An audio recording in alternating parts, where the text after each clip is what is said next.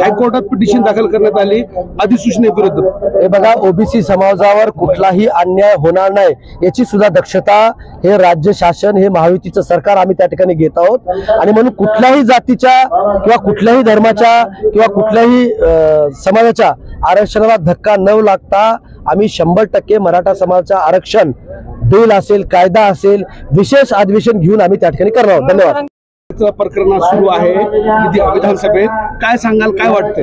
हे बघा, ते न्यायालयीन प्रक्रिया आहे।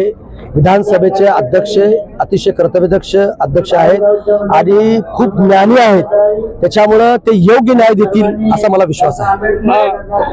गायकवाडांनी अशी मागणी केली शिंदे गटाची। राज्याचे मुख्यमंत्री एकनाथ शिंदे साहेब, माननीय राज्याचे कर्तबगार उपमुख्यमंत्री देवेंद्र फडणवीस साहेब आणि आमचे नेते, आमचे प्रेरणास्थान माननीय अजितदादा पवार साहेब त्यांच्याशी बोलतायत, बोलणार आहेत। आणि मराठा समाजाला आरक्षण देण्यासंदर्भामध्ये हे सरकार ठाम आहे आणि कसल्याही परिस्थितीमध्ये या फेब्रुवारी महिन्यामध्ये विशेष अधिवेशन घेऊन मराठा समाजाला इतर जातीच्या आरक्षणाला धक्का न लावता आम्ही त्या ठिकाणी 100% आरक्षण देणार आहोत।